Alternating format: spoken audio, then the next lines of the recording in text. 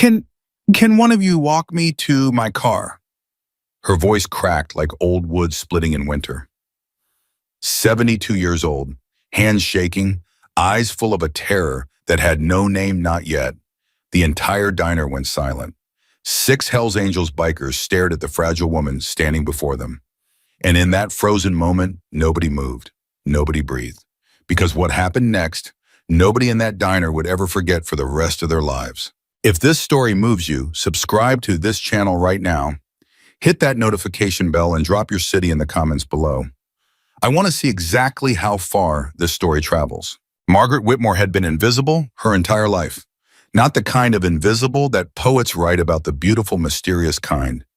No, the kind of invisible that comes from being quiet, from being ordinary, from living 60 years inside a small Montana town where nothing remarkable ever happened and nothing remarkable was ever expected. She taught second grade for 31 years at Millbrook Elementary. She baked peach pie every Sunday. She went to church on holidays. She watered her garden every morning, even when her knees ached and her hands stiffened in the cold. She was the kind of woman you pass on the street and forget immediately. And that was exactly how Margaret liked it, until the night everything changed. It was a Thursday in November. Cold the way Montana gets cold, not just in the air, but in the bones in the chest, in the back of your throat when you breathe too deep. The kind of cold that makes you want to be somewhere small and warm and familiar.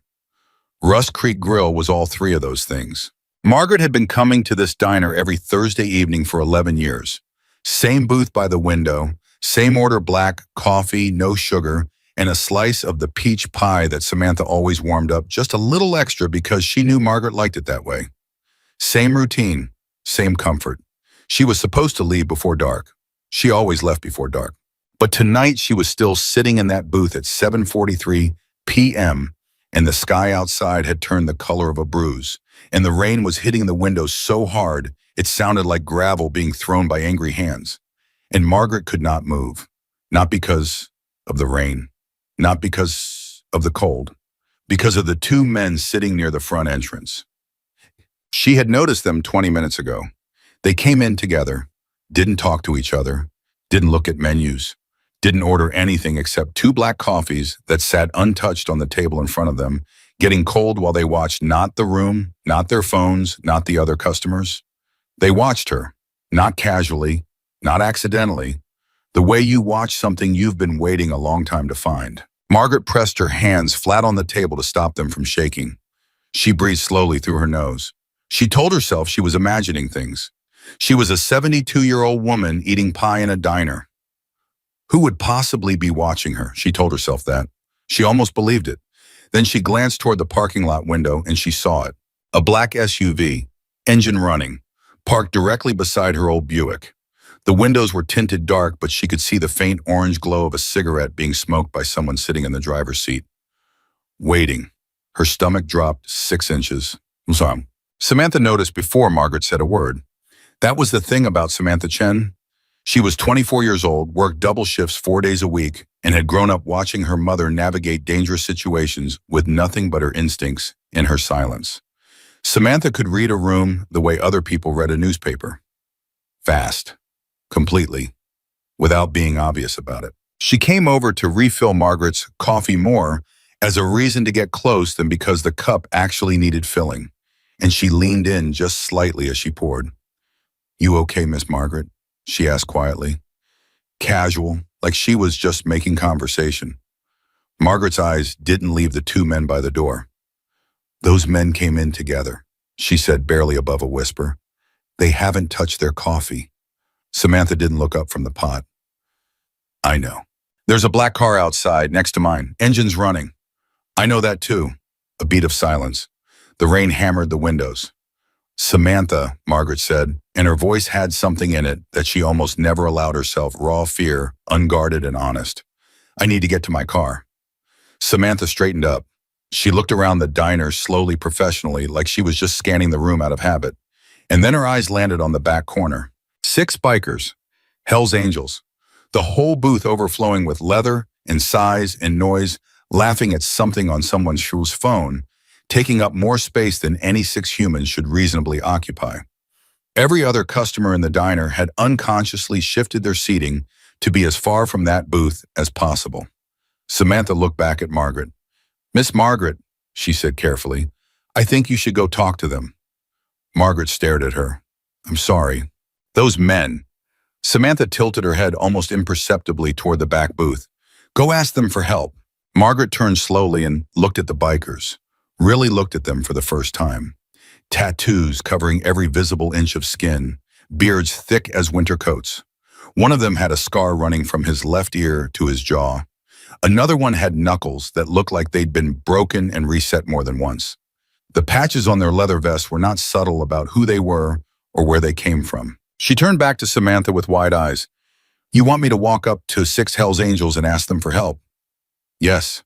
"Are you out of your mind?" Samantha leaned in close enough that only Margaret could hear. "Miss Margaret, I don't know what's going on with you or why those men are watching you, but I know trouble when I see it, and I know that right now your only options are those bikers or those 2 men by the door." She paused. "You choose." Margaret looked at the 2 men. She looked at the bikers. Her hands were shaking so badly that the coffee cup rattled against the saucer when she set it down. She stood up. Later, Margaret would not be able to fully explain what made her do it. She would try many times to describe the feeling, the way her legs moved, without her fully deciding to move them, the way her heart was slamming so hard she could feel it in her fingertips. She would say it felt like jumping off a cliff. She would say she had never done anything so frightening in her entire 72 years of living. And she had lived through plenty. But she walked across that diner, past the other booths, past the couple splitting a burger near the jukebox, past the counter where the cook was pretending not to watch everything, past the hiss of the coffee machine and the distant sound of country music coming from somewhere in the kitchen. She stopped in front of the biggest man at the table.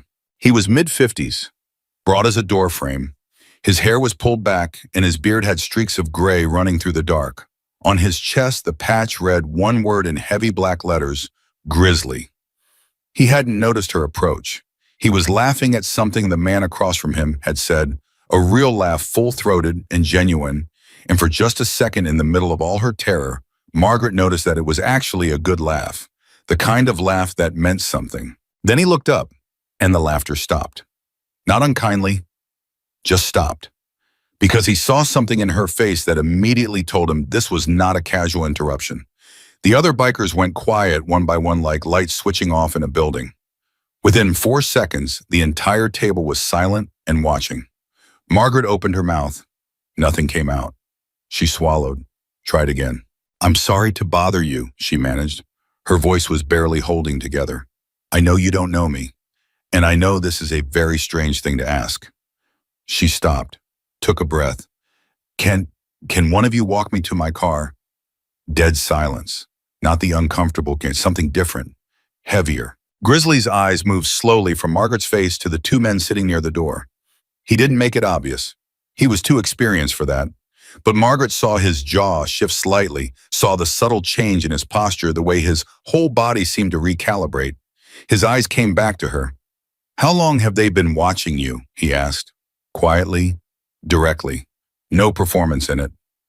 Margaret blinked. She hadn't said anything about being watched. She hadn't used those words at all. 20 minutes, she whispered. Grizzly nodded once. Like that confirmed something he'd already suspected. He looked at the man to his left, younger, wire-thin, with quick eyes that were already scanning the room, and something passed between them that Margaret couldn't read. Then Grizzly stood up, all 6 feet 3 inches of him unfolding from that booth, like something that had been compressed and was now finally taking its full shape. "Ma'am," he said, and his voice was low and even, and completely without aggression, "you don't walk alone tonight." What happened next moved so fast that Margaret barely processed it in real time. All 6 bikers stood, not dramatically, no scraping chairs, no loud announcements. They just stood the way men stand when they've decided something. Quietly, finally, Grizzly turned to the man on his right. "Hawk, stay on the 2 by the door. Don't lose them." Hawk, mid-40s, thick neck arms like telephone poles, nodded once without a word and shifted his position so his back was no longer to the entrance. The other 4 bikers moved with Margaret toward the side door, the one that opened closest to the parking lot. Grizzly walked slightly behind her and to her left, protective positioning she would realize later. At the time, she was simply trying not to trip over her own feet. The door opened and the rain hit them immediately, hard and cold and relentless. "Which car?" Grizzly asked. "The Buick, the gray one, Braham." She pointed. "The black SUV is parked right next to it." "I see it. There's someone in the driver's seat." "I see that too." They walked. Margaret flanked on both sides of the bikers, moving with a kind of controlled, deliberate calm that was somehow more frightening than aggression would have been. She could feel the rain soaking through her cardigan, but she didn't feel cold anymore. She felt something closer to unreal, like she was watching herself from somewhere above. Behind them, the diner door opened again. The two men from inside came out into the parking lot. Margaret heard it before she saw it, the sound of shoes on wet asphalt moving quickly, deliberately. Grizzly stopped walking. He turned around slowly. The two men stopped about 15 feet away. They were younger up close than they'd looked inside, clean-shaven, wearing jackets that were too similar to be coincidence. Their eyes were flat and professional in a way that was more frightening, not less. "Something we can help you with," Grizzly said. Not a greeting, not a threat. A question with architecture underneath it. The taller of the two men looked from Grizzly to Margaret and back again. His jaw tightened. He was doing math in his head. Margaret could practically see it happening. The math of how many of them there were, how large those bikers actually were up close, versus how they looked from across a diner, what the SUV behind him could or could not do. The man in the SUV had rolled his window down slightly. Grizzly didn't look at the SUV. He kept his eyes on the two men in front of him. Steady, unhurried. The way a person looks when they are not afraid of the outcome of any possible version of the next 60 seconds. "I said," Grizzly repeated, "is there something we can help you with?"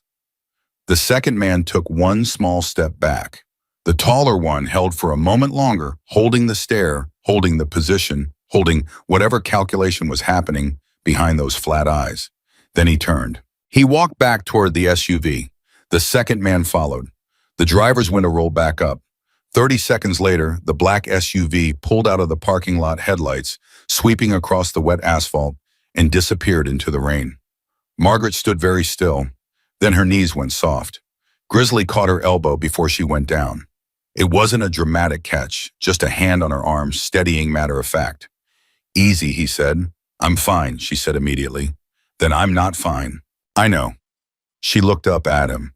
The rain was flattening his beard and running down the lines of his face, and she thought in the specific, dissociated way that your mind works when it is too frightened to be linear, that he looked like a mountain, like something that had been standing through weather for so long that weather no longer registered. "Who are you?" she asked. Not his name, not his club, something more essential than that.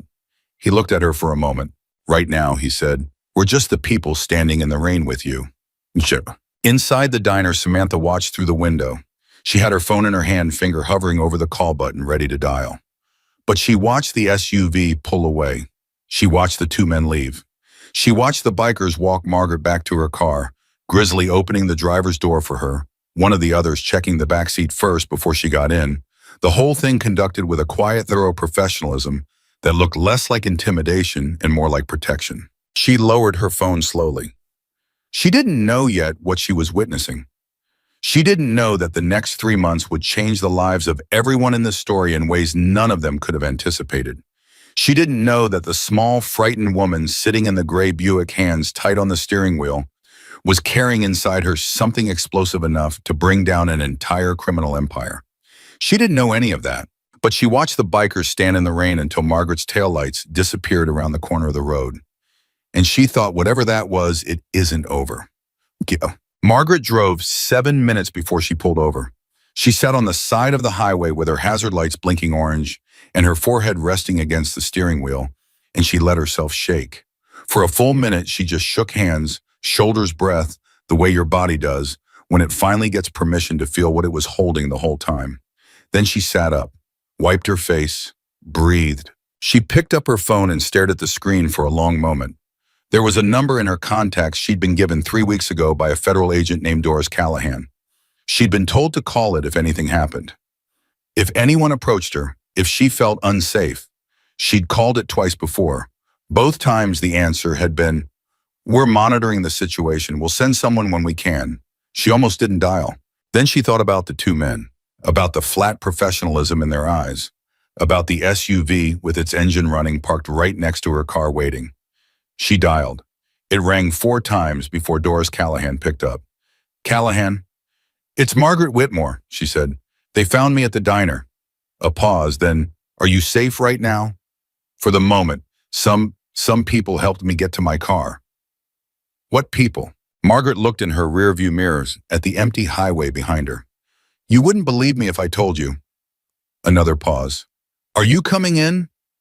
Margaret thought about the drive home, about her dark house at the end of the dead-end road, about the mailbox and the porch light and the way the shadows gathered at the edge of the tree line in a way she'd started noticing 3 months ago. "I need someone at my house tonight," she said. "Margaret, I'm working on it." "Doris," her voice was level now, firm in a way she hadn't been for months. "I need someone at my house tonight, because if nobody comes, I'm going to call those bikers instead. And something tells me that if those bikers decide to park outside my house, you're going to have a significantly more complicated situation on your hands." Silence on the line. "I'll make some calls," Doris said. "Thank you," Margaret said. She hung up, put the car in drive, pulled back onto the highway.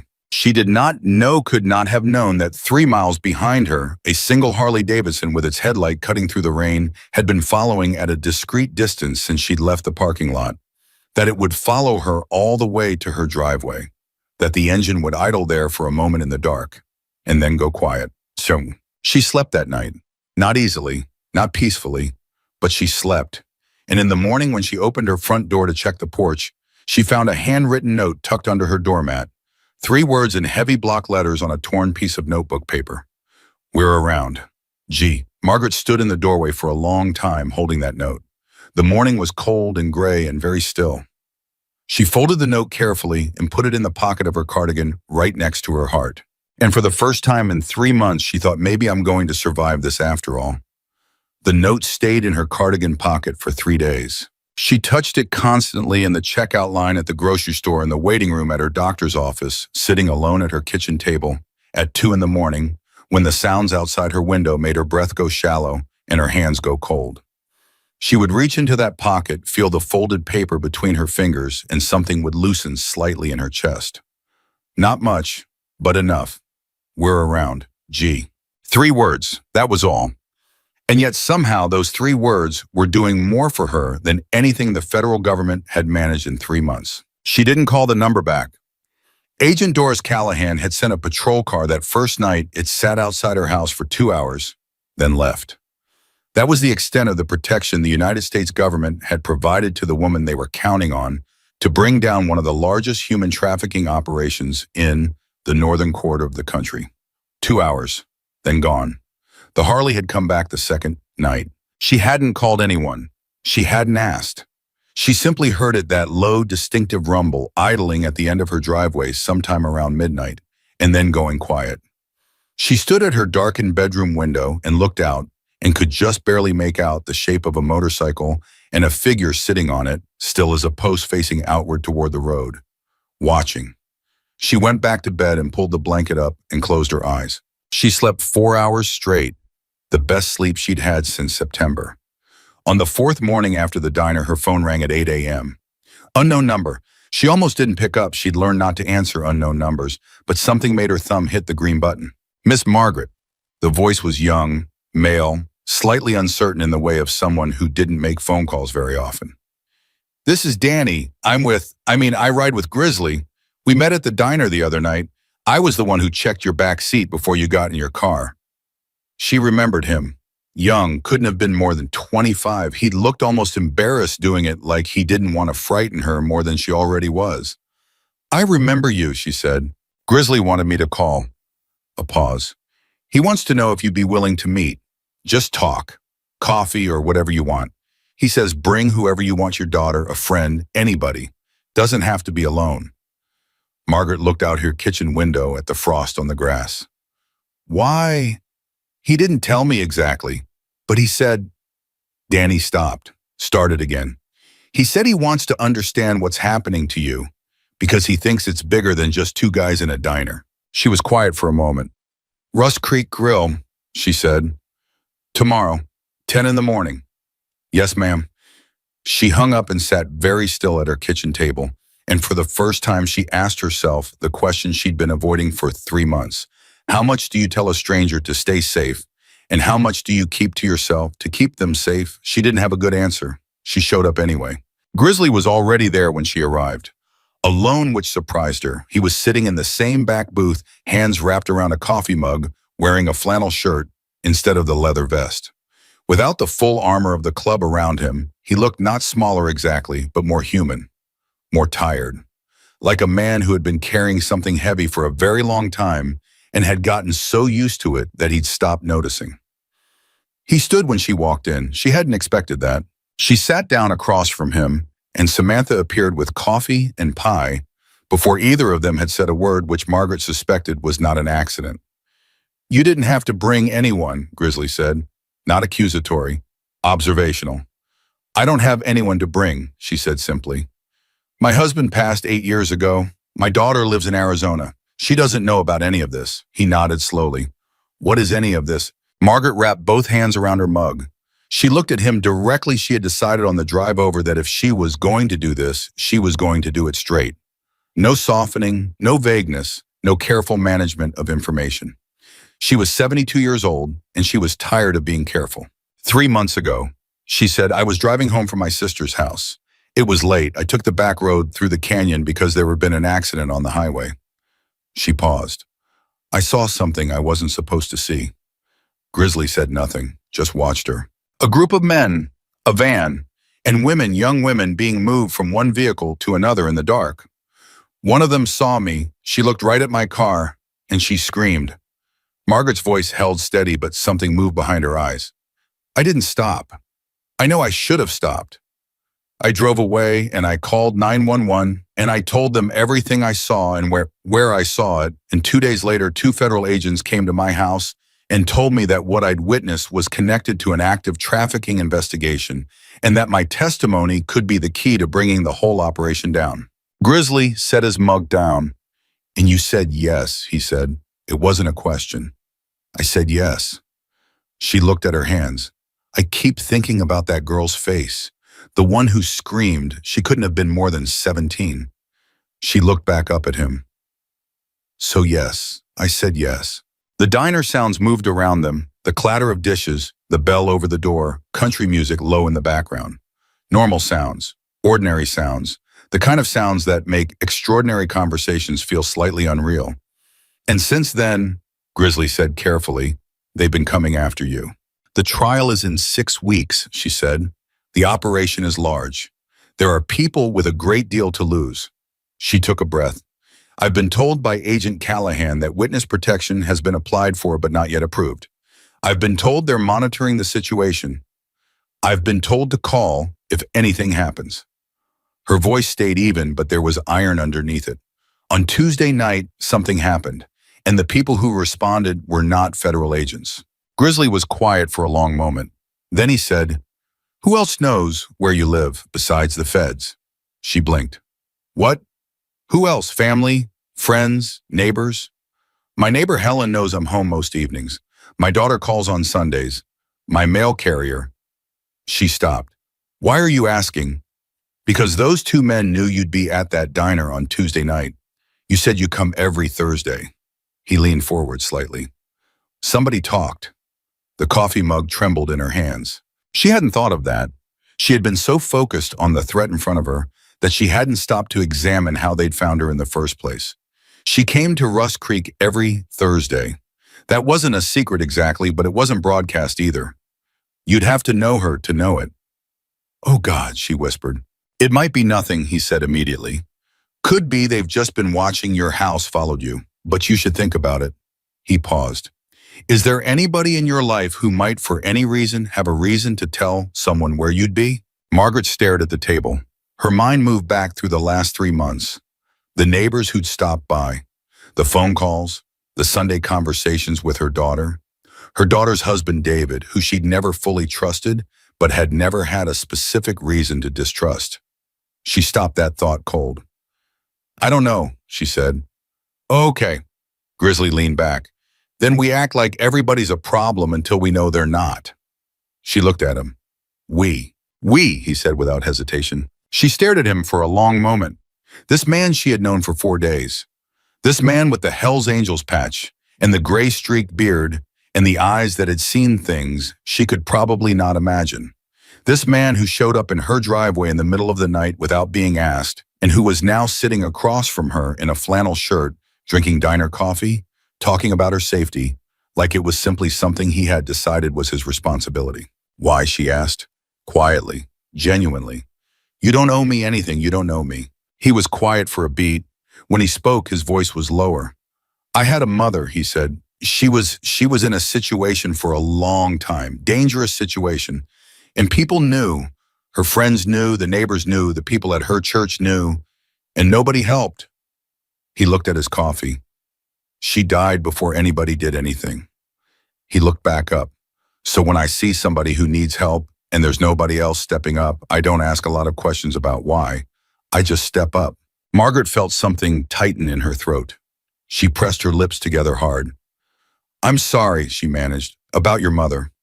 Long time ago, he said. But the way he said it told her it wasn't. She nodded once, pulled herself together, reached into her pocket and touched the folded note out of habit, then pulled her hand back out. All right, she said. Then I need to tell you something. Something I haven't told anyone except Agent Callahan and the federal prosecutor. He waited. The man I'm testifying against, she said. His name is Victor Salas. He runs the trafficking operation through 6 states. He has people in Swedish law and enforcement that's been confirmed by the feds. They don't know how many or at what level.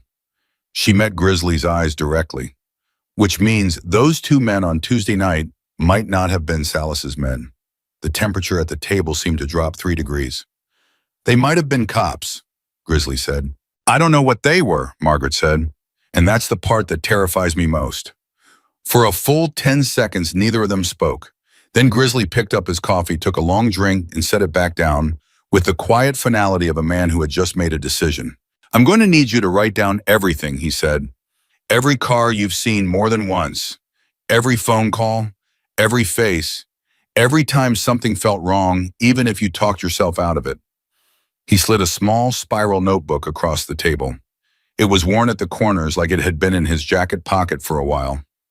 Everything, starting from the night you did what you saw in September. She looked at the notebook, then at him. And then what, she asked. Then I make some calls, he said. To who? Something shifted in his expression. Not quite a smile, something older and more complicated than a smile. People who know how to find things out without asking the people who might not want things found. She picked up the notebook. Grizzly, she said. Yeah. If something happens to you or to any of your people because of this, Miss Margaret, he stopped her gently but completely. Nothing's going to happen to my people that they didn't choose. Every man who rides with me is a grown adult who makes his own decisions. He paused. They already voted. She stared at him. They already voted. Tuesday night, after we got you to your car. He shrugged like it was a small thing. Unanimous. She opened her mouth, closed it, looked down at the notebook in her hands. You voted on protecting me, she said, before you even knew what you were protecting me from. We knew enough, he said simply. She didn't trust herself to speak for a moment. She pressed her fingernail into the cardboard cover of the notebook and breathed through her nose and refused absolutely to cry in a diner at 10 in the morning in front of a Hell's Angel.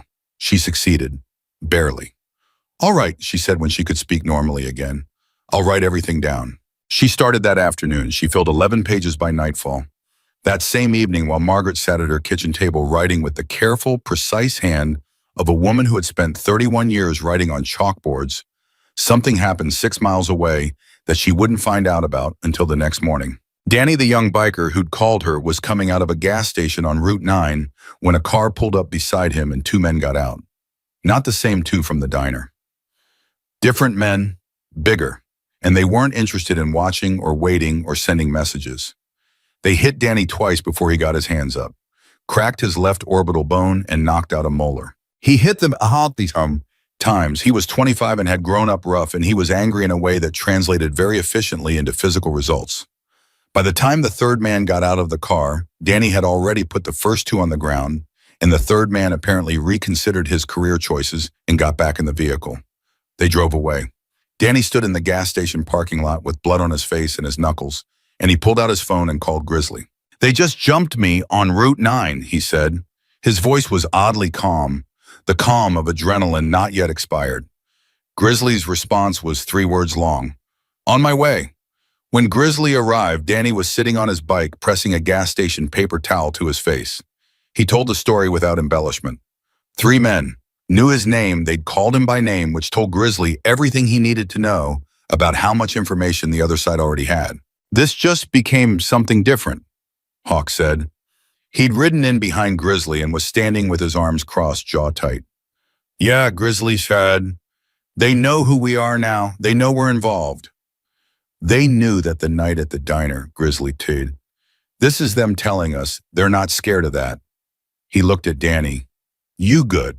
Danny moved the paper towel away from his face and assessed the damage with the detached interest of someone checking a weather report. "Orbital's cracked. Might need a stitch on the inside of my cheek. I'm fine. Hospital." "I don't need Danny." One word, flat. Danny went to the hospital. While he was getting stitched up, Grizzly sat outside in the parking lot and made 4 phone calls. Nobody who knew him well would have been able to tell from looking at him that he was angry. His face didn't do anger the way most people's did. It went quiet instead. Very, very quiet. The 4th call was to a man named Rooster who lived outside Billings and who had, in a previous chapter of his life, worked in intelligence for a branch of the military that Grizzly never named and Rooster never confirmed. What Rooster could do, what he had always been able to do with a laptop and the right amount of time, was find things. People, connections, money trails, the kind of information that didn't appear in any database the public could access. Grizzly gave him Victor Salas's name. He gave him the names of the 2 men from the diner, which he'd gotten by running their plates through a contact at the DMV. He gave him the partial plate from the SUV. "How fast?" Rooster asked. "Yesterday," Grizzly said. A pause. "That'll cost you." "I know." 2 days. 1. Another pause. "Fine, 1. Grizzly hung up, looked at the phone in his hand, looked at the hospital entrance. He thought about his mother. He did that a lot lately, which told him something. He thought about her face on the last night he'd seen her, the specific look she'd had, not frightened, exactly, but resigned, which was somehow worse than frightened. Like she'd run out of the energy required to believe that things could change. Margaret Whitmore had that same look, or she'd had it. At the diner at the beginning before she'd walked across the room and asked for help. But this morning, sitting across from him with that notebook in her hands, she didn't have it anymore. Something had come back into her face. Something that looked like it might, given time and the right conditions, become determination. He wasn't going to let it go out. He called Hawk. "Set up a rotation," he said. 2 on her house minimum, starting tonight. No gaps. I want someone there every hour of every day until this is done." "Already drafted it," Hawk said. Of course he had. "And the garage?" Grizzly asked. Someone had driven past the garage twice in the last 2 days, different vehicle each time, but Hawk had caught it on the security camera and flagged it. "I've got eyes on it," Hawk said. "Good." He paused. "Tell the guys nobody rides alone for a while." A brief silence on the other end. This was significant, and they both knew it. The Hells Angels valued independence the way most people valued oxygen. Telling his men not to ride alone was the closest thing to a war declaration that existed in their vocabulary. "They'll want to know why," Hawk said. "Tell them Danny's orbital bone," Grizzly said. He didn't hear Hawk's full response because someone was walking toward him across the hospital parking lot, a figure moving with the quick, purposeful stride of someone who was trying very hard to look casual and failing at it entirely. When the figure stepped under a light, Grizzly saw a woman, mid-30s, short dark hair. She was wearing the kind of sensible, anonymous clothing that people wear when they don't want to be noticed, which, combined with the way her eyes were scanning the parking lot in small systematic arcs, told him exactly what she was. She stopped in front of him. "Mister," she paused. "Grizzly?" "Depends on who's asking," he said. She reached into her jacket and produced a badge. Special Agent Doris Callahan, FBI. I'd like to talk to you about Margaret Whitmore. Grizzly looked at the badge, looked at her face, looked at the badge again. Huh, he said. Is that a yes? I'm thinking about it, he said. How did you find me here? She hesitated just slightly, one beat too long. We've been monitoring the situation around Miss Whitmore, she said. Which means you were following Danny, he said, and didn't step in when 3 men cracked his orbital bone. Her jaw tightened. We didn't have eyes on your associate until you were watching, he said. His voice didn't rise. You were watching and you made a calculation. You wanted to see what would happen. You wanted to see who would show up. He looked at her steadily. So now you know. She didn't deny it. That told Grizzly everything. He stood up from the parking barrier he'd been sitting on, which brought him to his full height, and he looked down at Doris Callahan with an expression that was not hostile and was not warm and was not anything she could easily put in a report. Here's what I know about your situation, he said. You've got a witness who is terrified and isolated. You've got a trial in 6 weeks. You've got a corrupt network that might or might not include people in your own building. And you've got exactly 0 leverage over me, which means if you want to have this conversation, you're going to have it honestly. He paused. So, talk. Doris Callahan looked at him for a long moment. Then she put her badge away. You're right, she said, all of it. You're right. She exhaled slowly. We're running out of time. And right now you might be the only thing between Margaret Whitmore and a very bad outcome. The night sat quietly around them. Grizzly said, tell me everything you know about Victor Salas. And she did. Doris Callahan talked for 40 minutes. She talked in the way that people talk when they have been holding something back for too long, and the dam finally cracks, not all at once, not dramatically, but steadily, with the specific exhaustion of someone who has been carrying classified weight on unclassified shoulders for months and has run out of the energy required to keep pretending the weight isn't there. Victor Salas was 51 years old.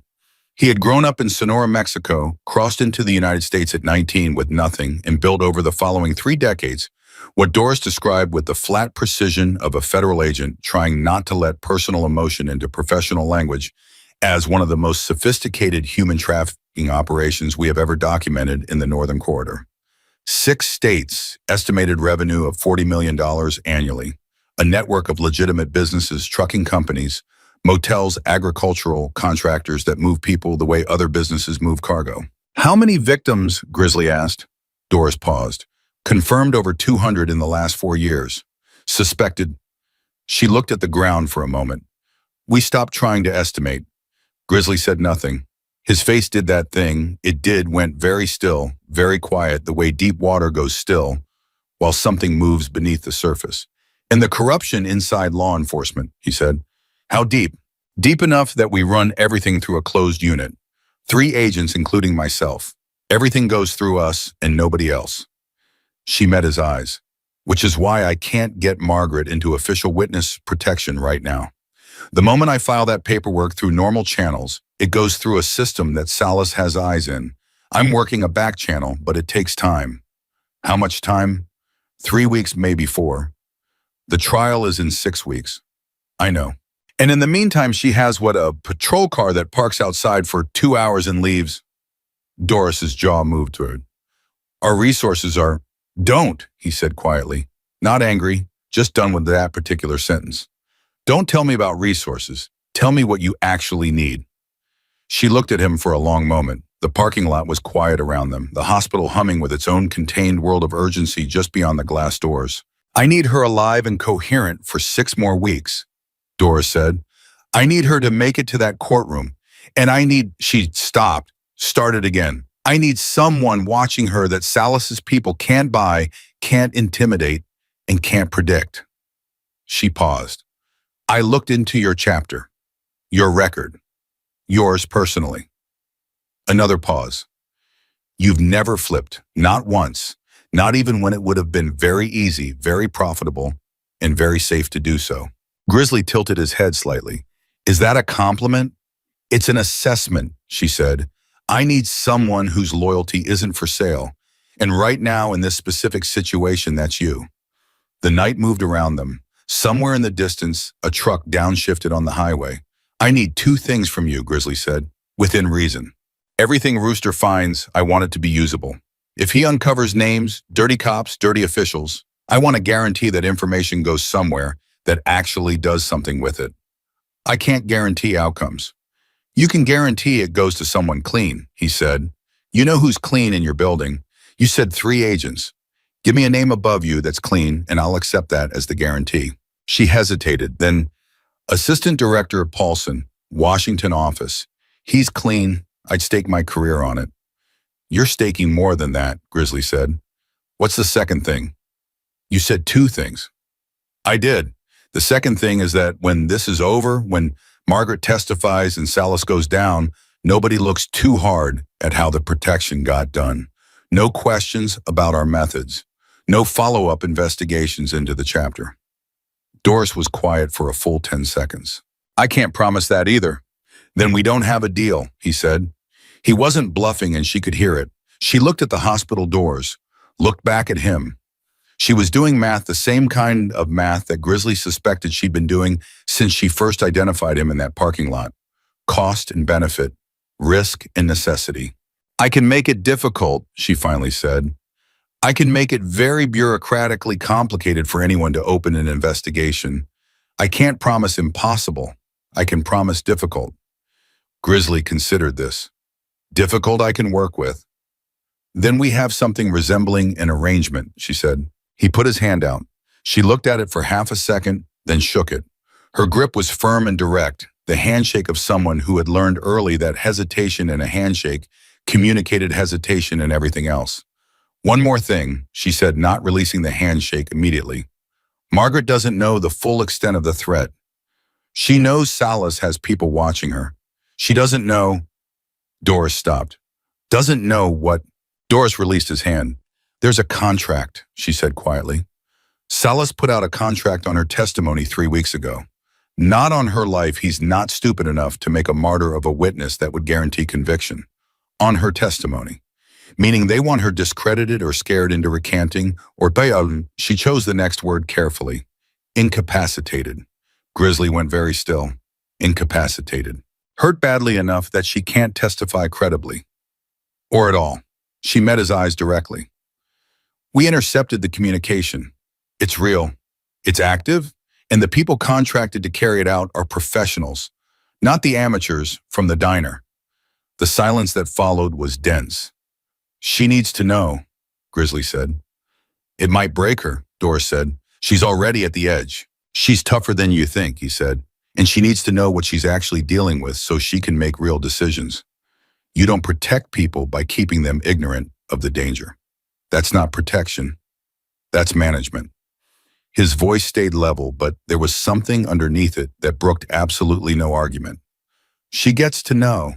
Doris nodded slowly. Okay. I'll tell her. Okay, Doris said again. She gave him her direct cell number, not the one on the card. A different one she wrote on the back of a gas receipt she found in her jacket pocket. Then she walked back across the parking lot and got into an unremarkable sedan and drove away into the dark. Grizzly stood there alone for a minute. Then he went inside to check on Danny. Danny had a hairline fracture in the orbital bone, 4 stitches inside his cheek, and a bruised ego that he was managing by making jokes at the expense of the doctor stitching him up. When Grizzly came in, Danny looked up and immediately read his face with the accuracy of someone who had known him for 7 years. How bad? Danny asked. Bad enough, Grizzly said. But manageable. And am I going to be parked outside a 72-year-old woman's house for the foreseeable future? Rotating shifts. Yes. Danny considered this. She make good coffee. I have no idea. I'm going to ask her to make coffee. That seems like a reasonable request given the orbital fracture. You're not going to ask her anything, Grizzly said. You're going to sit outside and watch the road and stay off your phone. The orbital fracture makes you a better sentry because you're too much pain to be bored. Grizzly put a hand briefly on Danny's shoulder. You did good tonight. Danny looked away. He wasn't good at receiving that kind of thing. I let them hit me first, he said. You were outnumbered and you stayed standing. That's the job. He told Margaret about the contract the next morning. He drove to her house himself, arrived at 8, knocked on the door. She opened it, still in her housecoat, coffee in hand, and her face moved through 3 distinct expressions. In about 2 seconds, Surprise, relief, then something more guarded when she registered his expression. "Come in," she said. He sat at her kitchen table, the same small wooden table where she'd spent the past 2 nights filling that spiral notebook. And he told her, he didn't soften it excessively, and he didn't deliver it brutally. He said it the way he'd learned to say hard things over decades of being the person in the room who said the hard things directly, completely, without editorializing. When he finished, Margaret sat with both hands flat on the table and looked at a spot on the wall above his left shoulder for about 15 seconds. "Incapacitated," she repeated. Her voice was entirely even. "That's the word they used." She looked at him. "You're telling me this because you think I can handle it. I'm telling you this because you deserve to know what you're actually in." She nodded slowly. Then she stood up, refilled her coffee, and stayed standing with her back to him for a moment. Her shoulders were very straight. He watched them and thought about everything they were holding up. "Grizzly," she said, still facing the counter, "I need you to answer one question honestly." "Go ahead." She turned around. "Do you think I should still testify?" He didn't answer immediately. He gave the question the respect it deserved, which was several seconds of genuine consideration. "Yes," he said, "even with all of this. Especially with all of this," he said. "Because if they're working this hard to stop you, that means what you saw, what you know, is exactly as damaging to Salas as the prosecution believes it is. You are not a small problem for them, Margaret. You are an existential one." He held her gaze. "That girl on the road, the one who screamed, she's not the only one, you know that." Margaret's throat moved. "I know that," she said quietly. "Then you already know your answer." She sat back down. She pulled the spiral notebook toward her and opened it and wrote something in it. He couldn't see what, and then she closed it and put it in the pocket of her housecoat, the same pocket where she carried his note. "All right," she said. "What do we do next?" What they did next was build a system. Grizzly laid it out that morning at her kitchen table with his coffee getting cold beside him, and Margaret listened with the focused, organized attention of a woman who had spent 3 decades managing 27 8-year-olds simultaneously. She asked precise questions. She took notes. She pushed back twice on things she thought were unnecessarily restrictive, and both times she was right and he adjusted. The rotation was 6 bikers working in pairs 4-hour shifts, 24 hours a day. 2 stationed outside the house at all times, 1 at the end of the driveway, 1 in the back where the property line met the tree line. Margaret would not go anywhere alone. Any appointment, any errand, any reason to leave the house required at minimum a 48-hour heads up, so a route could be assessed and a team positioned. Her phone was replaced. Hawk drove to Billings and came back with 2 prepaid phones, one for Margaret, one that connected directly to the rotation team. Any call on the old number was to be treated as potentially monitored. Her mail was rerouted to a P.O. box in the next town. And Rooster, working from somewhere outside Billings with 3 monitors and whatever ungodly database access he'd accumulated over a lifetime of classified and post-classified work, began building a picture of Victor Salas's operation that no federal database had fully assembled in one place. What he found in the first 24 hours stopped everybody cold. Grizzly got the call from Rooster at 6 in the evening, 4 days after the hospital parking lot conversation with Doris Callahan. He was outside Margaret's house for a rotation check when the phone buzzed. "Talk," he said. "The 2 men from this diner," Rooster said. His voice had that quality it got when he'd found something that surprised even him, slightly flattened, like he was consciously keeping the alarm out of it. "I ran the plates, ran the DMV registration, ran the names on the registration against employment records." A pause. "They're contractors, private security, company called Meridian Consulting Group Incorporated in Delaware, operating out of a post office box." "Who owns Meridian?" "Shell Company owns Meridian. Another Shell owns that one. Third Shell owns that one." Another pause. "The money trail ends at a holding company in the Caymans." Rooster's voice dropped slightly.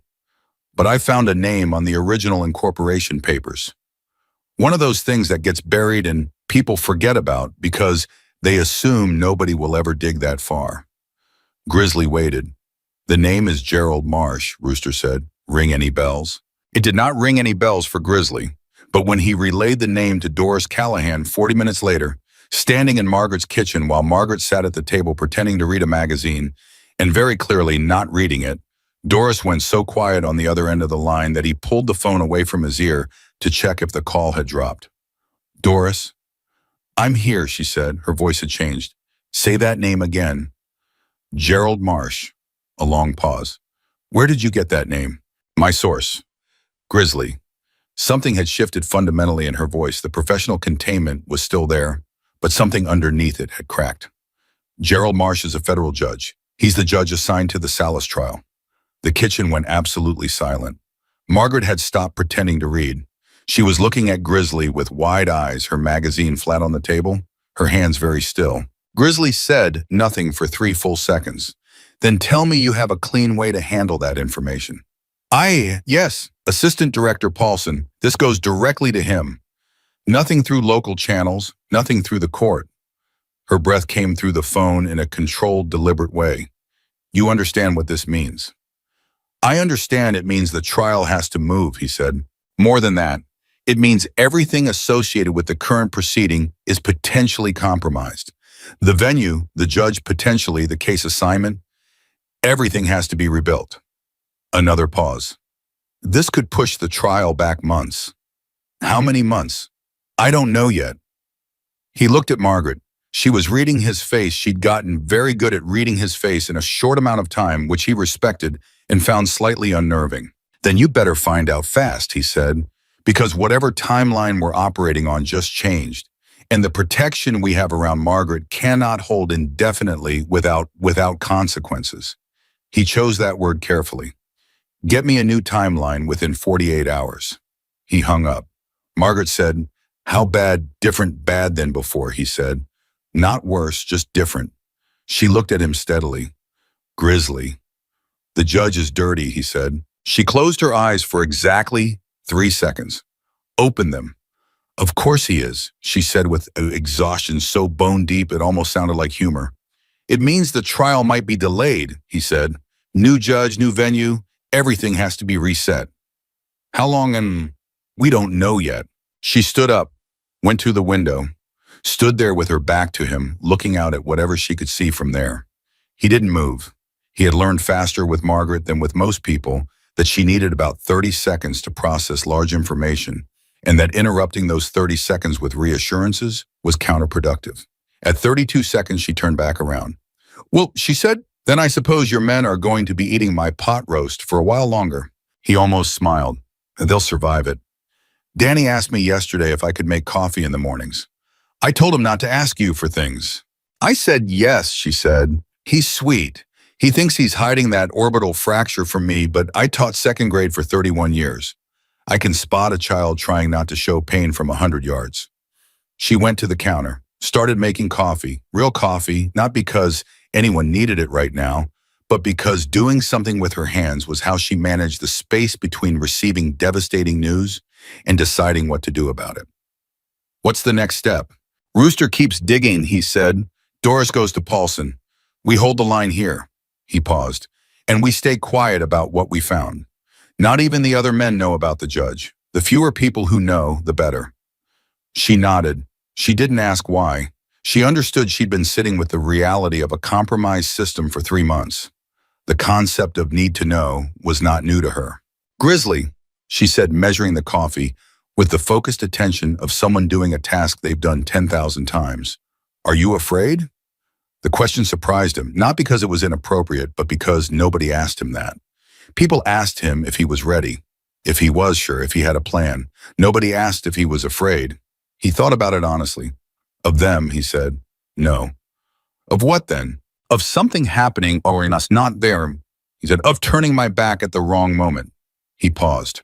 Of being a second too late. She turned and looked at him with something in her face that he hadn't seen there before. Not fear, not gratitude, something more equal than either of those things. Then we make sure you're never a second too late, she said. She poured 2 cups of coffee and put one on the table in front of him. He picked it up. Outside, the sound of a Harley doing a slow pass around the block reached them through the kitchen walls, steady, rhythmic, deliberate, like a heartbeat, like something that had decided to keep going no matter what came next. 3 days later, at 2 a.m, 4 men in a stolen truck cut the padlock on Grizzly's garage and spray painted 3 words on the wall inside. The security camera caught their faces clearly. Rooster had two of their names before morning. The message on the wall said, "Walk away now." Grizzly looked at the footage on his phone, looked at it for a long moment, then he called Hawk. "You see the footage?" "Watching it right now," Hawk said. "Double the rotation at Margaret's house, starting immediately." "Done," Opozorian. "In the garage," Grizzly thought about it for exactly 2 seconds. "Leave the message on the wall," he said. "I want it there as a reminder." "Of what?" "Of what we're not going to do." He hung up, put his phone in his pocket, and went to bed. He had a 4 a.m. shift outside Margaret Whitmore's house, and he needed 2 hours of sleep, and he had absolutely no intention of letting 4 men with spray paint and borrowed courage take those 2 hours from him. He was asleep in 6 minutes. The message stayed on the garage wall for 2 weeks. Grizzly walked past it every morning on his way out and every evening on his way back in. Some of the other men offered to paint over it. He said no each time the same way without explanation. After a while, they stopped asking. They understood the way men who have ridden together for years understand things without being told that the message on the wall was doing something useful. It was keeping the reality of what they were in from becoming abstract. It was a reminder written in someone else's arrogance, and Grizzly intended to read it every single day until this was finished. The days settled into a rhythm that was tense in the way that long, uncertain things are tense. Not the sharp electric tension of immediate danger, but the grinding, exhausting tension of sustained vigilance. The bikers rotated through their shifts. Margaret made coffee every morning for whoever was on the driveway. She started leaving sandwiches in a small cooler by the front porch at midnight for the overnight shift without being asked, without making a production of it. The men ate the sandwiches and said nothing about it to each other and noticed everything about it internally. Danny's orbital bone was healing. He was on his 4th consecutive overnight shift and had developed what he described as a professional appreciation for Margaret's pot roast, which she had made twice in the past 10 days, and which he had consumed with the focused reverence of someone encountering something genuinely excellent for the first time. He told Grizzly this. Grizzly told him to stop talking about the pot roast and watch the road. Danny watched the road and thought about the pot roast. Rooster, meanwhile, had kept digging. What he found over the following 2 weeks built a picture so comprehensive that when he finally compiled it and sent it to Grizzly in an encrypted file, Grizzly sat in his truck in Margaret's driveway and read it for 40 minutes without moving. The Meridian Consulting Group had been active for 11 years. In that time, it had appeared peripherally, obliquely, always with plausible deniability, in the vicinity of 4 other federal cases that had either collapsed before trial resulted in unexpected acquittals or produced witnesses who had recanted. Judge Gerald Marsh had presided over 2 of those 4 cases. The third had involved a different judge who had retired under murky circumstances 2 years ago. The 4th was still technically open. The picture Rooster had assembled wasn't just about Salas anymore. It was about a system, a quiet, patient, methodically constructed system for making federal cases disappear that had been operating for over a decade in the spaces between institutions, in the gaps where oversight became difficult and accountability became theoretical. Grizzly called Doris. "Rooster sent you the file?" she asked immediately when she picked up. "Just read it." "Paulson has it. He's been working with a DOJ unit in DTC for the past week." Her voice was tight but controlled. "Grizzly, this is bigger than I told you. Bigger than I knew when we talked in the parking lot. Marsh is one piece of it. There are 2 others we've identified in the judiciary and at least 1 in the U.S. Attorney's Office in this district." "How far does it go?" "We don't know yet. That's the honest answer." A pause. "But here's what I do know. Because of what Rooster found, we have enough to pull Marsh off the case, reassign the trial to a federal court in Denver, and seal the reassignment until 48 hours before the new trial date. New judge, new venue, completely clean chain of custody on all evidence. Timeline. 3 weeks from today, that's the new trial date. 3 weeks. Grizzly looked through the windshield at the front of Margaret's house. The porch light was on. It was always on. Now he'd asked her to leave it on so the overnight shift could see the door clearly, and she'd complied without question and had not turned it off once in 2 weeks. 3 weeks, he said. "The delay actually helped us," Doris said. "We have more now, significantly more. The case is stronger." A pause. "How is she?" Grizzly thought about Margaret.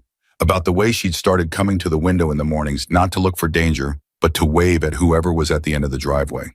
About the way she'd asked Danny last Tuesday about his mother completely out of nowhere, with the direct, undeflectable interest of a woman who had spent her career paying genuine attention to people. About the way she sat at her kitchen table each evening and worked through what he could only describe as deliberate mental preparation. He didn't know exactly what she did, but her eyes were clearer in the mornings than they'd been 2 weeks ago. Less haunted, more ready. "She's good," he said. "She's getting stronger." "Good," Doris said, "because the next 3 weeks are the most dangerous."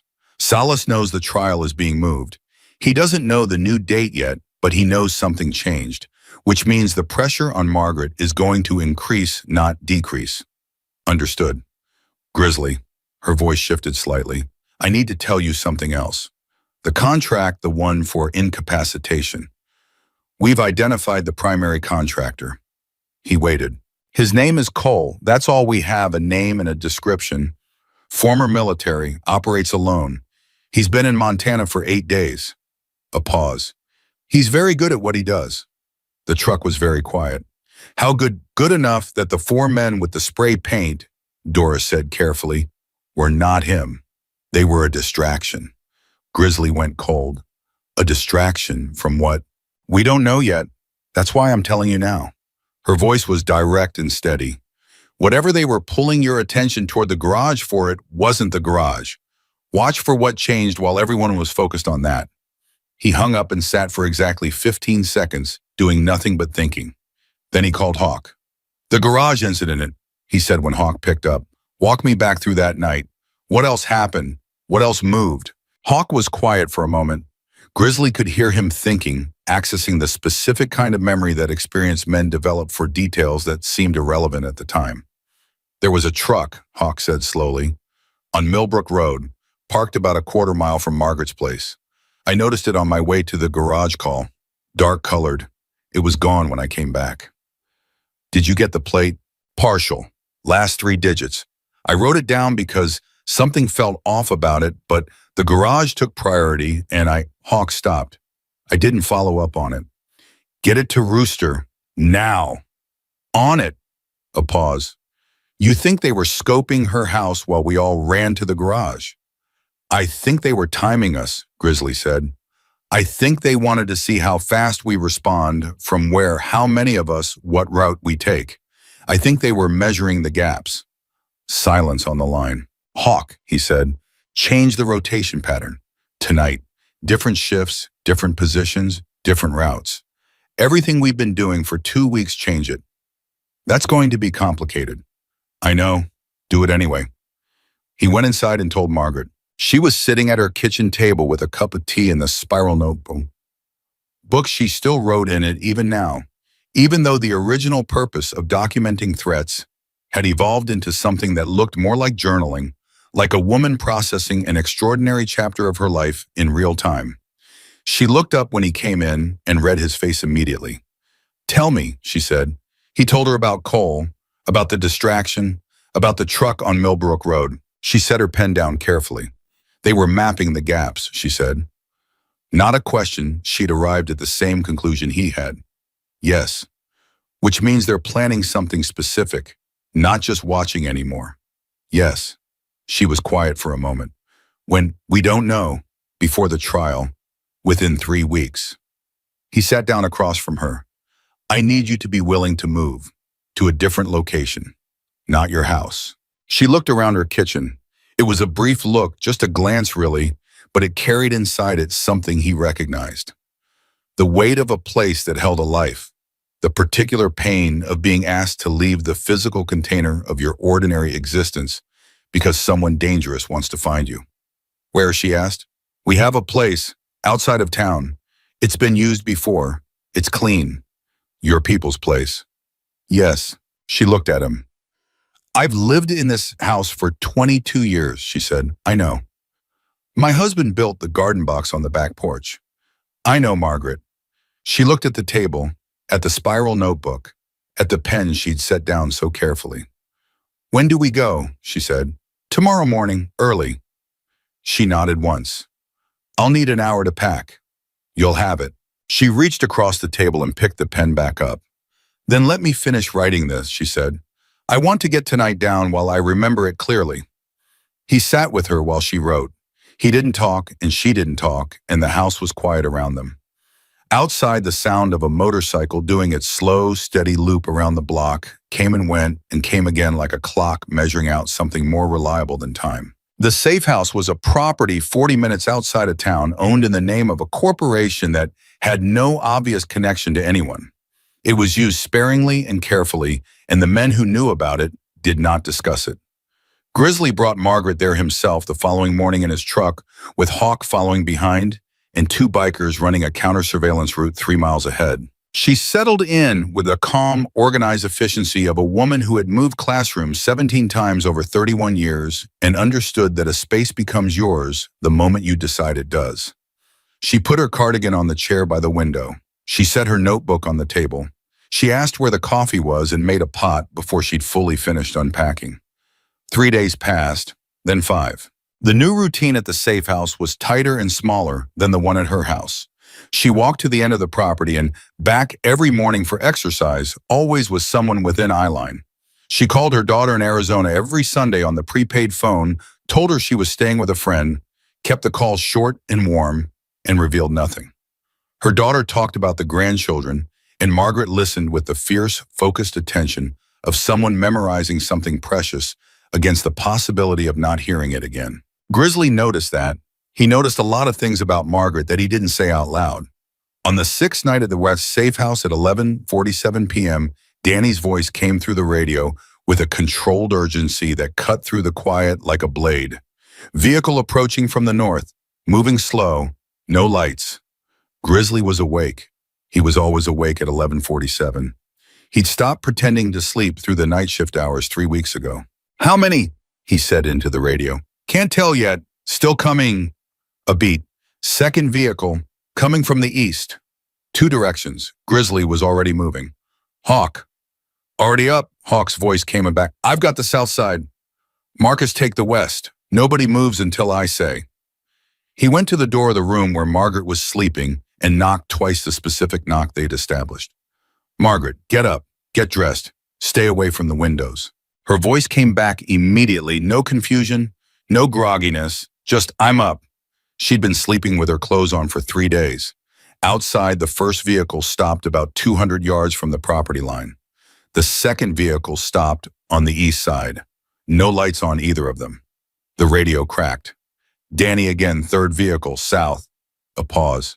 Grizzly, they've got the 3 approaches covered. 3 vehicles, coordinated positioning. This was not the men with the spray paint. This was not the amateurs from the diner. This was Cole. Call Doris, Grizzly said into the radio. Right now.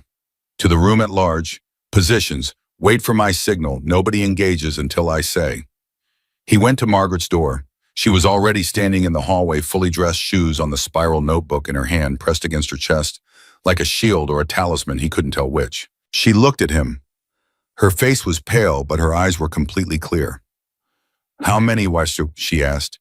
3 vehicles, multiple people. She absorbed this without visible crumbling. What do you need from me? Stay in the center of the building, away from every exterior wall. He held her gaze. This is what the last 5 weeks were for Barn. We're ready for this. She nodded. Are you? Yes. Then go, she said. He went. What followed was 22 minutes that Grizzly would later describe to the very few people he described it to as the purest test of discipline he'd experienced in his life. Not courage discipline. The discipline of holding position when everything in your body says move. The discipline of waiting when waiting feels like losing ground. The discipline of trusting men you've trained 4 years to do exactly what they've trained to do without you standing over them. The first vehicle sent 2 men toward the property on foot. Danny and Marcus saw them coming. They held. They held until the 2 men were 40 feet from the outer perimeter, until the tactical advantage was entirely on the side of the people who knew the ground, and the people who were walking onto it didn't. Then Hawk's voice came through the radio, very calm. Now. The 2 men stopped walking when they suddenly discovered they were not approaching an empty property, but were instead standing in a position that made any further forward movement a very poor decision. They held for a moment that seemed to last much longer than it was. Then they backed up, slowly. The way people back up when they are reassessing whether their confidence in the plan was correctly calibrated. The second vehicle's people never got out of the vehicle. For 9 minutes, nothing moved.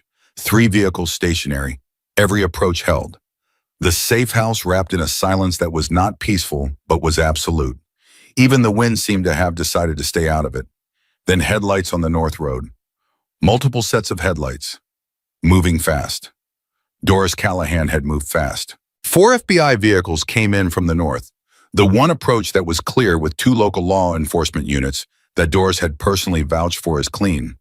They hit all 3 of Salas's vehicles simultaneously with a speed and coordination that suggested Doris had been quietly prepositioning since the moment Grizzly had told her about Cole and the garage distraction. It was over in 4 minutes. 7 men arrested, including from the second vehicle a man who had no ID, carried no phone, and gave no name when taken into custody, who was physically unremarkable in every way except for his complete and total absence of reaction to being arrested, no fear, no anger, no calculation. Just a flat professional stillness. Cole. Grizzly watched them put him in the FBI vehicle from the doorway of the safe house. He felt something he couldn't immediately name, not relief, because relief required the belief that it was over, and he didn't believe that yet. Not satisfaction, because the real thing wasn't finished. Something more like proof. Proof that the system they'd built over 5 weeks had held. That the discipline had been worth it. That the choice made in a diner on a rainy Thursday night had been the right one. He went back inside. Margaret was sitting at the table with her notebook open and her pen moving. She looked up when he came in. "It's done," she said. "For tonight," he said. 7 arrested, including the primary. She looked at him for a long moment. Then she looked back down at the notebook and kept writing. "What are you writing?" he asked. "Everything," she said. "I'm writing everything down so I don't forget any of it." She paused. Somebody should remember it accurately. Somebody should make sure it's real. He sat down across from her. Outside, the sound of FBI vehicles pulling out, the sound of Hawk talking to Morris in the gravel, the sound of Danny somewhere making what Grizzly strongly suspected was a completely unnecessary amount of noise, just because he was 25 and had adrenaline to burn and had been perfectly disciplined for 22 straight minutes and needed somewhere to put the excess energy. "Grizzly," Margaret said, without looking up from the notebook. "Yeah, thank you." A pause, she looked up. "I know I've said it before, but tonight is different." Her voice was steady. "Tonight I want to say it and mean it at the full weight of what it is." He held her gaze. "You don't have to thank me," he said. "I know I don't have to," she said. "That's why I want to."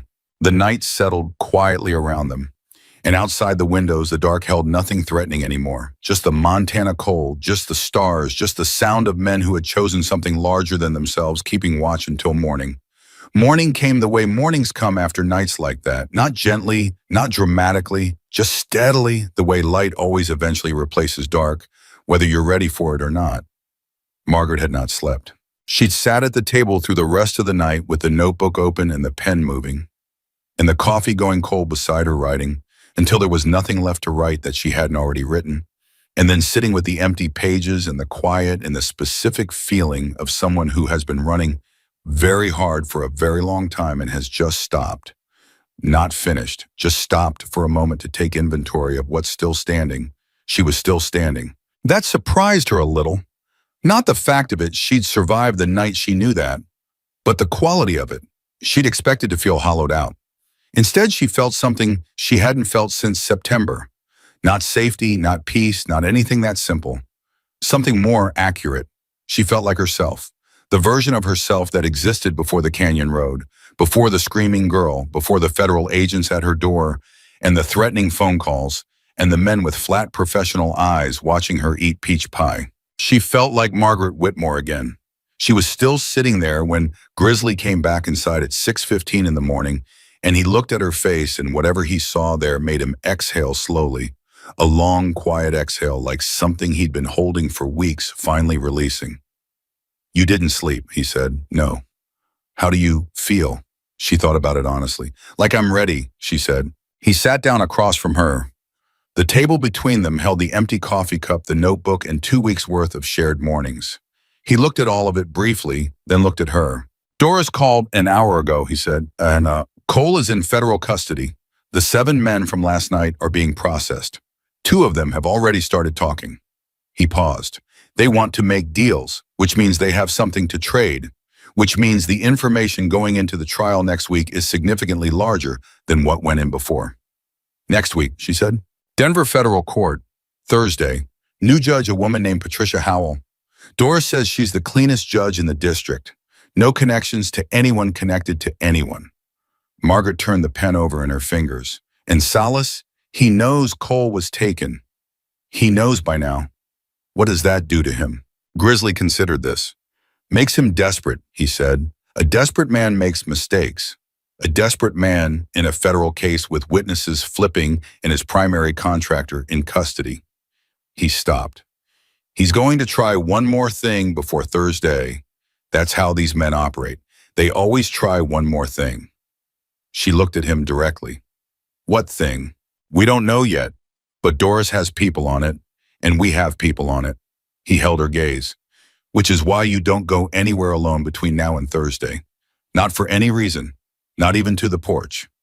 I know, she said. I mean it, Margaret. Grizzly, she said patiently. I have been following every instruction you've given me for 5 weeks without argument. I'm not going to stop 3 days before the finish line. He almost smiled. Fair point. She closed the notebook, put the pen down, folded her hands on top of the cover in the particular way she had, the way that meant she was about to say something she'd been thinking about for a while and had decided was time to say. When this is over, she said, what happens to you, to your men? He tilted his head slightly. What do you mean? I mean, you've spent 6 weeks protecting a federal witness, cooperating essentially with the FBI. Does that create complications for you? With your club? With your reputation? He was quiet for a moment. There will be conversations, he said carefully. People will have opinions. And none of those people were in that diner on a Tuesday night watching 2 men follow a 72-year-old woman to her car. His voice was even and final. So their opinions are noted and set aside. She watched him. You're a more complicated man than the people assume, she said. Most people are. Yes, she said, they are. She looked at the notebook under her hands. You know what I kept thinking about those first weeks? Not the danger, not Salas, not the contract, not any of it. She paused. I kept thinking about my students, 31 years of children sitting in my classroom, and I spent all that time trying to teach them that the world is fair if you're good and honest and kind. She looked up, and then I stood on a canyon road and watched women being loaded into a van like cargo, and I thought, how do I keep believing what I taught? Grizzly didn't answer immediately. He gave the question the full weight of his attention. You keep believing it, he said finally, because of what happened after. Not because the world is fair. It's not. But because when you needed someone, someone showed up. He leaned forward slightly. That's the thing worth teaching. Not that bad things don't happen, but that people still choose to stand up inside them. She looked at him for a long moment. I'm going to use that, she said, when I talk to people about this, after. Use whatever you need. The 3 days before the trial were the quietest and in some ways the most tense of the entire 6 weeks. The kind of tension that exists not in action, but in waiting and the knowledge that something large is coming and the inability to make it come faster. Doris called twice daily. The 2 men who had started talking from the arrest group were providing names, dates, account numbers, the structural bones of Salas's operation laid out in the clear, detailed way of men who have calculated that their best future is on the other side of cooperation. Rooster, still running on apparently no sleep and whatever fuel sustained him through extended analytical marathons, had cross-referenced their information against everything he'd already assembled and confirmed 3 separate money trails that could, Doris said, with the careful optimism of a federal agent who had been burned by premature confidence before substantially expand the scope of the prosecution. Grizzly conveyed the relevant parts of this to his men in brief factual summaries and did not convey the parts that would make them feel the job was already done. It wasn't done. It wasn't done until Margaret walked out of that courthouse. On Tuesday evening, 2 days before the trial, Margaret asked to call her daughter. Not on the schedule, not the Sunday call. She just came to Grizzly where he was sitting near the front of the safe house and said, "I need to call Claire, not to tell her anything. I need to hear her voice." He handed her the prepaid phone without a word. She went to the corner of the room and called, and he moved away to give her privacy. But the safe house was not large, and he could hear her voice low and warm, saying things like, "I'm fine, sweetheart, and tell me about the kids. And how's David's back?" The ordinary, loving conversation of a mother doing what mothers do, which is make the people they love feel that everything is fine even when everything is not fine, because that is a form of protection too. A form of protection that requires more strength in certain ways than anything else in this story. When she hung up, she held the phone in both hands for a moment and looked at it. "She doesn't know," Grizzly said. Not an accusation, just a fact he was acknowledging for her. "No," Margaret said, "and she can't, not until after." She set the phone on the table. She would get on a plane. She would come here and try to help, and she would put herself in the middle of something she's not equipped for. She paused. Sometimes protecting people means keeping them out. He understood that better than he could easily say. Wednesday night, Hawk called at 10 p.m. "Car's been circling the block for the past hour," he said. "Different plates each time. We've picked up 3 different vehicles, all doing the same slow loop." Grizzly's jaw tightened. "Same driver." "Can't confirm. The windows are dark." "Call Doris." "Already did. She's scrambling a unit." "How long?" 20 minutes. 20 minutes was a long time. Grizzly went to Margaret's door and knocked the 2-knock. She opened it immediately. She'd been awake. "Someone's watching the property again," he said. She didn't ask how serious. She simply stepped back and said, "Tell me where you need me." Same as before, center of the building, away from exterior walls. She moved without hesitation. He watched her go, this woman in her cardigan and her worn house slippers, carrying that same spiral notebook she'd been carrying since he gave it to her in a diner booth 6 weeks ago, moving through the center of a building she'd only lived in for 2 weeks, with the calm, purposeful manner of someone who has decided somewhere in the preceding weeks that she is simply not going to be broken by this, that she has come too far and paid too much, and the girl on the canyon road is waiting for a courtroom, and she will get her there. The FBI unit arrived in 18 minutes.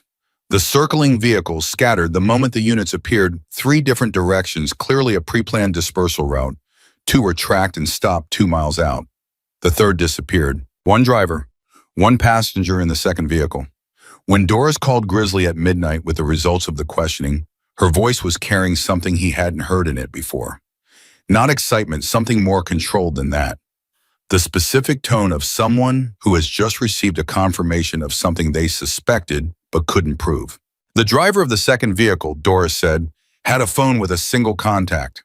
"No name, just a number." She paused. "We ran the number. It routes through 3 prepaid handsets, all purchased in cash." Another pause, deliberate, the pause of someone who understands the weight of what they're about to say. "The final number, the one at the end of the chain, has received 9 calls from a correctional facility in Denver in the past 2 weeks." Grizzly went very still. "Salas is calling the shots from inside." "He's been doing it the whole time," Doris Fowers said, "which we suspected but couldn't document until tonight." She took a breath. "This goes into the trial record tomorrow. It goes to Judge Howell tonight." A pause. "Grizzly, this changes the sentencing calculus significantly. We're not just talking about the trafficking charges anymore."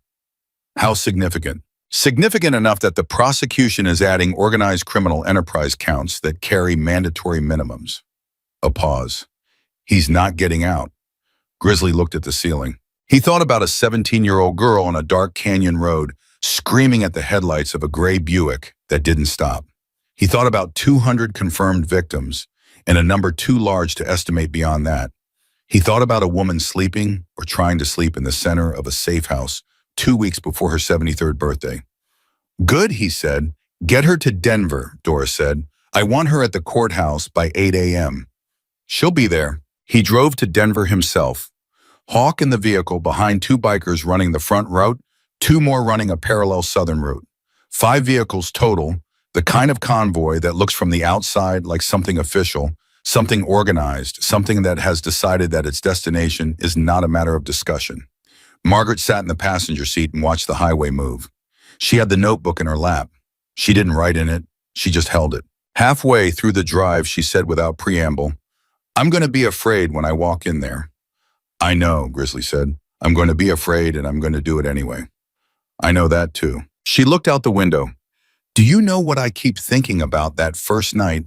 Standing in front of your table in the diner, I was so frightened I could barely get the words out." She paused.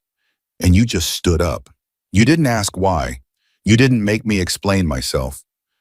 You just stood up." He kept his eyes on the road. "Seemed like the thing to do," he said. "It was," she said. "It was exactly the thing to do." She looked at her hands on the notebook. "I spent my whole life being afraid of men like you. Not you specifically, the idea of you. The leather, the size, the reputation, everything the world teaches you to assume." She paused. "I wasted a lot of fear on the wrong things."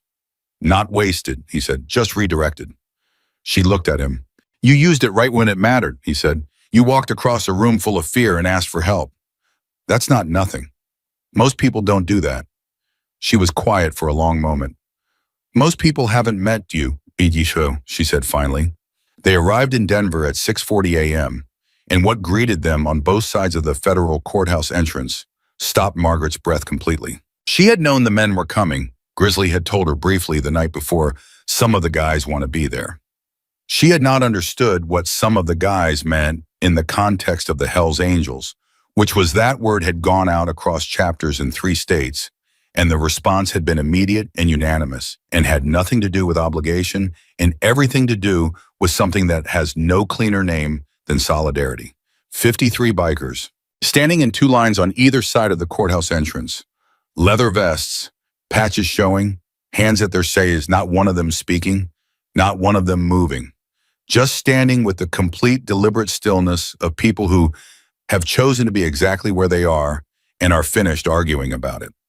Margaret got out of the truck and stood on the sidewalk and looked at them. Her hand came up to her mouth. Danny was there, orbital fracture healed to a greenish-yellow bruise, standing straight, chin up. Looking at her with an expression so earnest it would have been almost funny under different circumstances. Hawk was there, arms crossed, jaw set, eyes steady. Rooster, who she'd never met, who existed for her only as a name. Grizzly had mentioned a person somewhere with 3 monitors and an impossible ability to find things, was there looking slightly out of place in the outdoor air, but standing as firmly as anyone. And then she walked between them.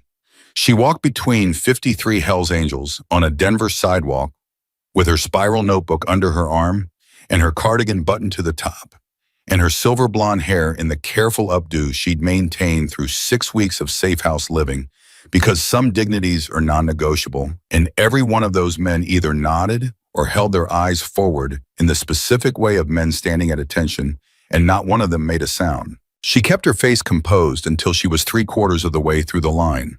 Then she stopped. She turned to the man on her left, someone she didn't know. Someone from a chapter she'd never heard of, someone who had driven through the night for reasons that had nothing to do with him personally and everything to do with something larger than personal, and she said quietly, "Thank you for being here." He looked at her. He was maybe 45, built like a linebacker. He had a daughter's name tattooed on his left forearm in careful script. "Yes, ma'am," he said, simply, completely. She turned and walked the rest of the way into the courthouse. Inside the courtroom was everything courtrooms are formal, deliberate, weighted with the specific gravity of a space designed to hold consequential things. Margaret sat in the witness area and waited, and she thought about 31 years of second graders and a gray Buick on a canyon road, and a note that said, "We're around," in a spiral notebook filled with 11 months of the most important writing she had ever done. When they called her name, she stood up. She walked to the stand. She sat down. She looked at the courtroom. She found in the gallery Doris Callahan sitting very still with her hands folded. She found the face of the prosecutor, who gave her one small, firm nod, and then she found Victor Salas. He was smaller than she'd expected. Men who do enormous damage are often smaller than expected. It's one of the world's persistent surprises. He sat at the defense table in a gray suit and looked at her with eyes that were calculating and cold and completely empty of anything resembling remorse. She looked back at him. Her voice shook for exactly the first 2 sentences, then it steadied. She told everything she had seen on the Canyon Road in September. She told it in the precise, detailed, organized way of a woman who had spent 31 years translating complex realities into language that 27 8-year-olds could follow, which is to say she told it so clearly and so completely that there was not a single person in that courtroom who could misunderstand what had happened or who was responsible for it. She spoke for 2 hours and 40 minutes. She did not look away from the jury. She did not soften a single word. She did not cry, which she had privately been afraid of, not because crying would have been wrong, but because she had decided that the girl on the Canyon Road deserved a witness who could hold the story steady to its end. She held it steady. When it was done and she stepped down from the stand, the courtroom was so quiet that her footsteps on the floor were the only sound, and she walked through that quiet with her notebook under her arm and her back straight and her eyes clear, and she did not look at Salas again because he was already behind her, and she had decided walking into that building that when she walked out, she was not bringing him with her. The verdict came 11 days later. Guilty on all counts. Doris called Grizzly first, which was not protocol, but was the right thing to do. He was sitting outside Margaret's house, the real house, the one with the garden box on the back porch, the one she'd returned to 4 days after the trial, the one that had felt slightly unfamiliar for 2 days and then completely like home again, drinking coffee from a thermos and listening to the quiet. Guilty, Doris said. Everything. He sat with that for a moment. What happens now, he asked. Sentencing in 60 days. Based on the enterprise counts, we're looking at life without the possibility of parole. A pause. The two who flipped are in protection. The information they provided is opening 3 additional investigations in 2 other states. Another pause. Doris Callahan, for the record, would like to tell you that the thing you did was either the most reckless or the bravest thing she has ever seen a civilian do, and she has not yet decided which. Both, Grizzly said. She almost laughed. Both, she agreed. Stay out of trouble. Relative term, he said. He hung up and went inside and told Margaret. She was at her kitchen table. The spiral notebook was there. It was always there. It lived on that table now, the way important things live in the places where they prove their worth. She was drinking her morning coffee, and the porch light was on even though it was full daylight because she had never turned it off and had decided she didn't need to. He said guilty, all counts, life without parole. She set the coffee cup down. She put both hands flat on the table. She breathed. Then she opened the notebook to the last page she'd written on, and she wrote 2 words at the bottom under everything else, and she closed it. He didn't ask what she'd written, but later, months later, at her 73rd birthday party at Rust Creek Grill, when the parking lot was full of Harleys, and Samantha was laughing at something Danny had said, and the smell of peach pie filled the room, and Grizzly was standing with a coffee mug about to say something he'd been thinking about for a long time, she told him. She had written, she's free, not herself. The girl on the Canyon Road, the 17-year-old who had screamed at a pair of headlights and been heard finally in a federal courtroom by a woman who had refused to stop being afraid and had walked across a diner anyway. At the birthday party, Grizzly raised his mug and looked around the room at Danny and Hawk and Rooster and Samantha and 6 tables pushed together, in a parking lot full of motorcycles and a woman in a cardigan with silver blonde hair who had survived something extraordinary by deciding that she would, and he said, "The world teaches us to fear appearances, but sometimes the people who look the scariest are the ones willing to stand up when nobody else will." Margaret looked at him from across the room and smiled, not the careful, managed smile of a woman watching for danger. The full smile, the one that had been waiting 6 weeks, 23 years, maybe her whole life to have somewhere safe enough to land. Outside, the Montana night was cold and clear and full of stars, and in the parking lot, the Harley sat silent and patient and steadfast, the way certain things sit, not because they are told to, not because they are paid to, but because they have decided that this place, this person, this moment is worth staying for. And that is what loyalty looks like when it is real. Not a promise made in comfort, a choice made in the dark and kept.